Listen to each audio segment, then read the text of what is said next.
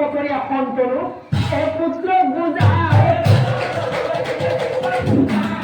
আৰু এদিনাখন অকলশৰে থৈ পুত্ৰক পিতৃয়ে মাগিবলৈ যায়। অকলশৰে থৈ পুত্ৰক এইফালে ঘৰত অকলে থাকি ৫ বছৰীয়া সন্তনোৱে মনে মনে ভাবে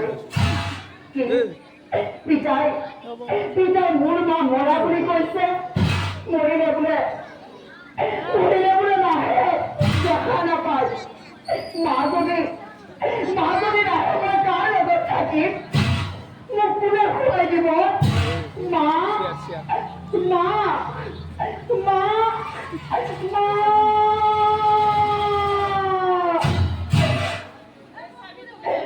কতেনো